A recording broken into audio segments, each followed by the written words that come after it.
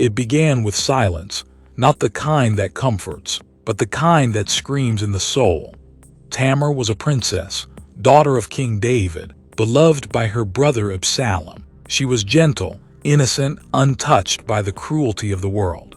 But cruelty came not from a stranger, but from someone she looked up to for protection and guidance. It came in the form of her half-brother Amnon.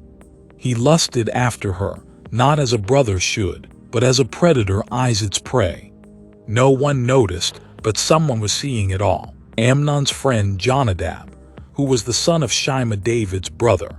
He could see how his friend smiled whenever she walks by. He could see how his face is filled with lust whenever her curvy figure danced in the palace. So he devised the plan for Amnon to feign illness and trick Tamar into coming to his chambers. He went further to urge him. "You are the prince of Israel, heir to the throne, son of the great King David. Your wishes are the commands of the God. All the maidens of Israel wish to warm your bed, for the world is yours."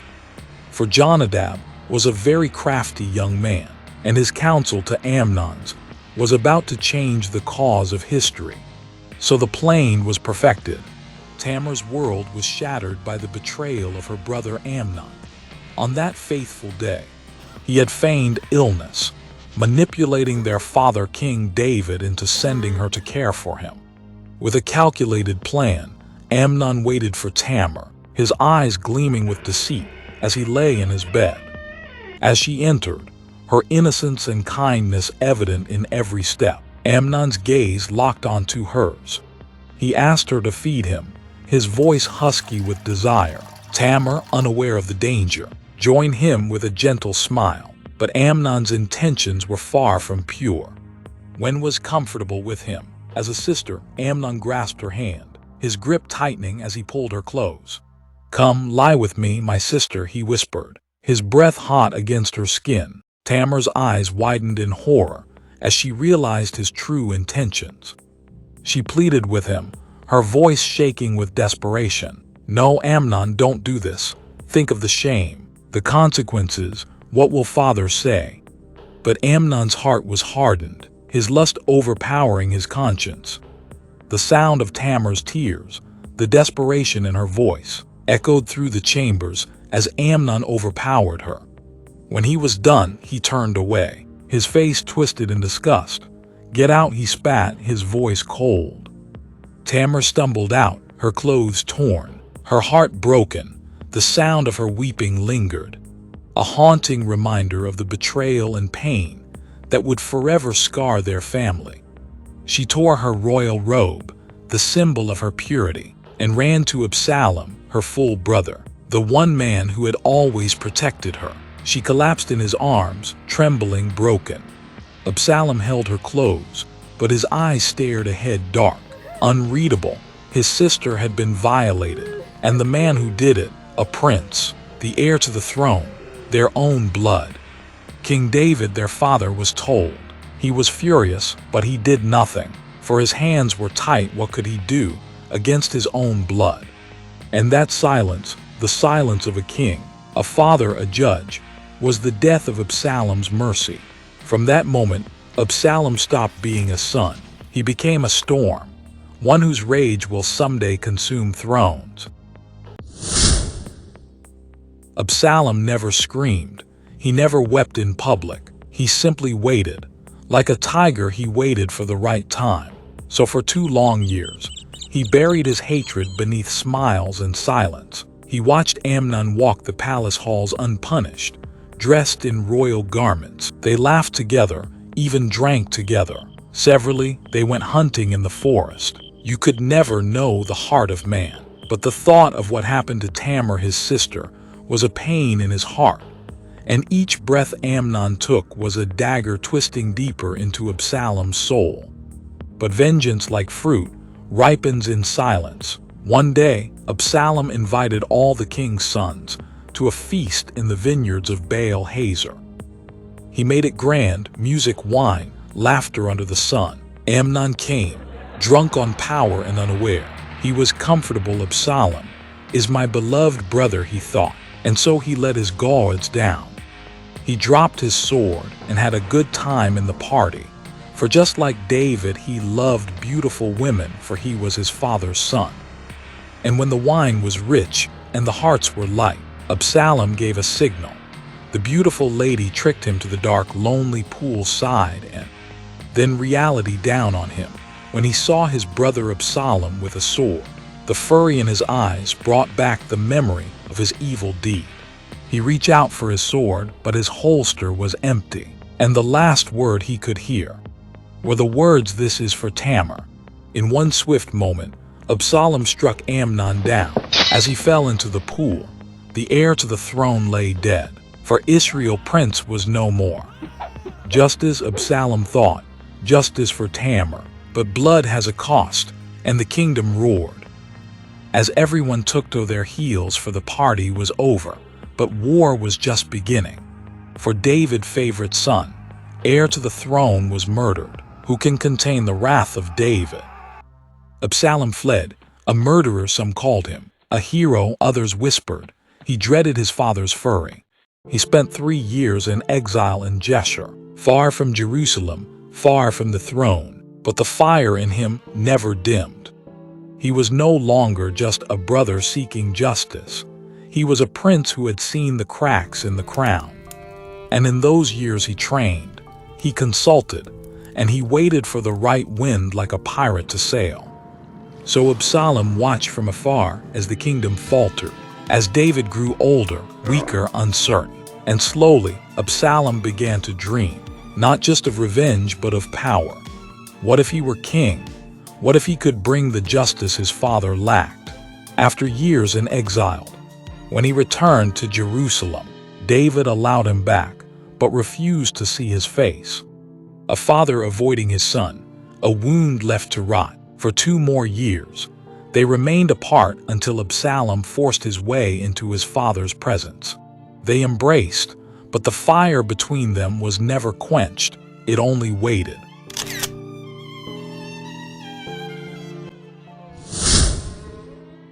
Absalom began his true campaign, not with sword but with sympathy. He had learnt the ways to greatness and fortified himself with the laws of power. He stood at the city gates each morning, greeting the people, listening to their cries. When they asked for justice, he sighed. If only I were judge in the land, then everyone would receive justice. And the people began to believe him. They whispered. They dreamt of a just king, the man David could have been. They saw his beauty, his long flowing hair, his royal charm, his boldness. And slowly Israel's heart turned from David to Absalom. For he had grown to be the most handsome man in Israel. Every lady wished to be his bride. They ran after him and even eulogized him in songs.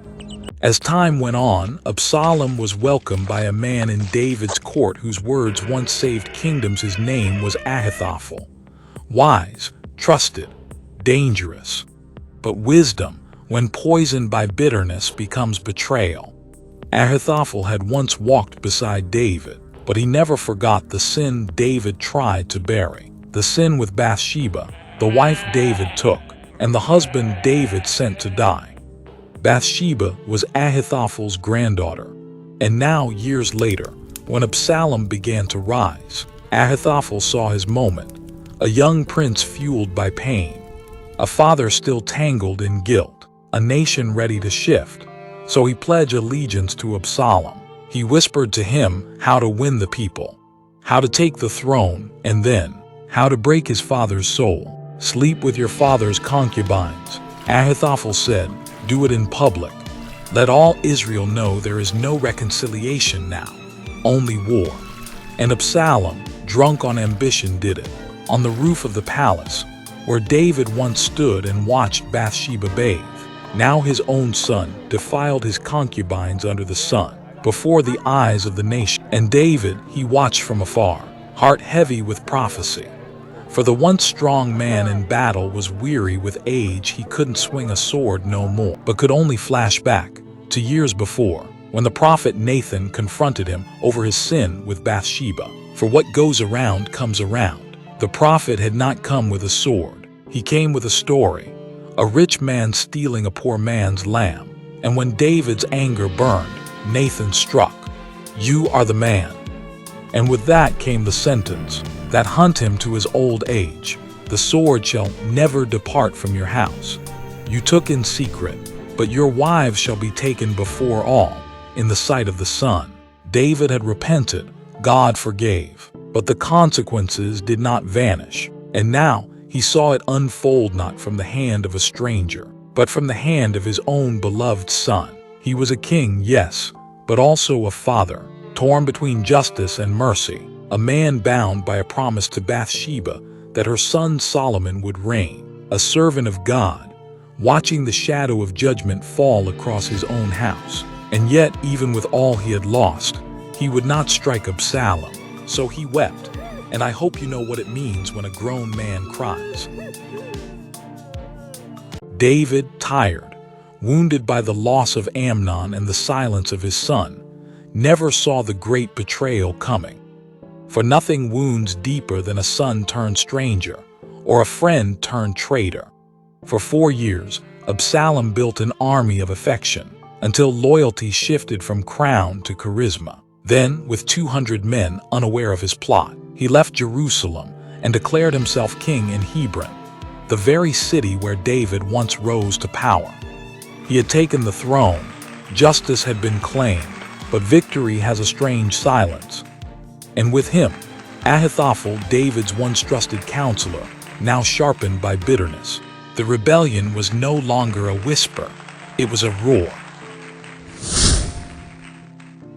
A messenger ran into the palace, breathless, afraid.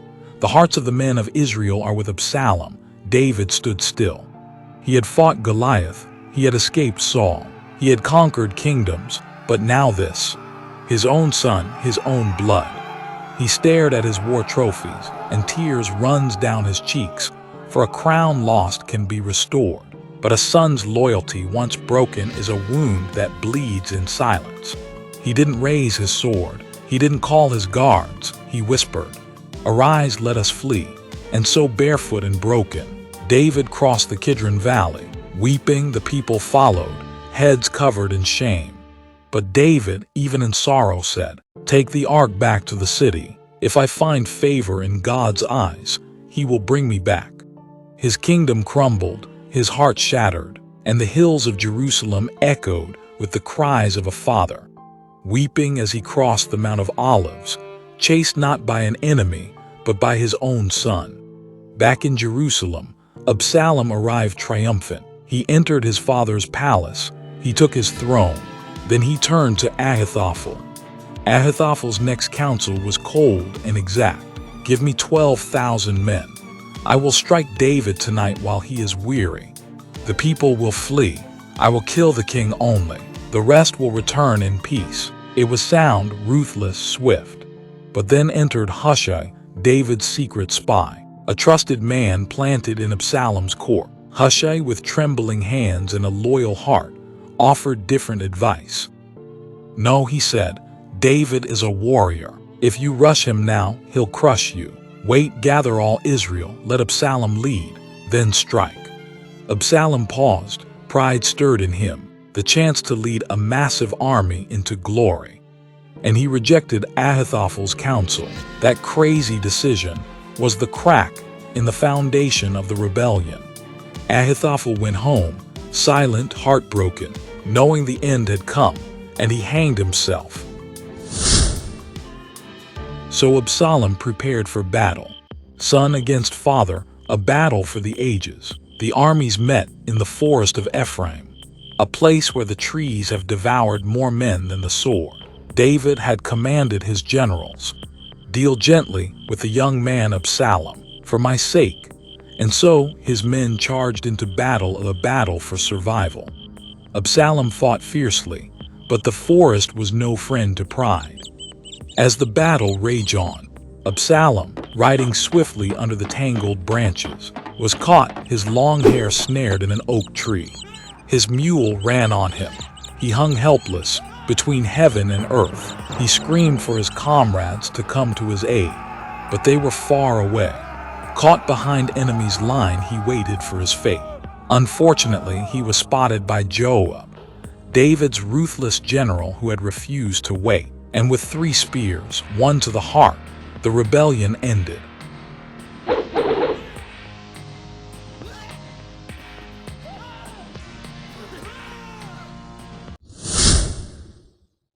Word reached David. He didn't ask, "Did we win?" He asked, "Is the young man Absalom safe?"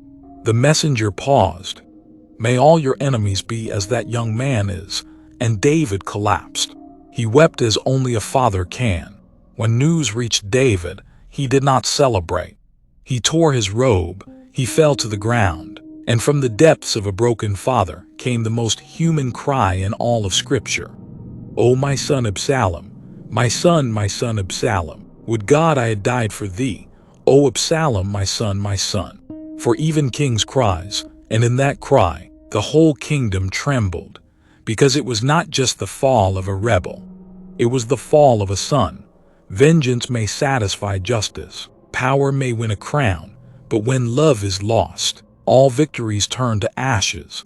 And for once in the life of King David, victory had never sounded so much like defeat. The crown was returned, but the cost was a son. David returned to Jerusalem, but it was not a victory march. It was a funeral procession of the soul.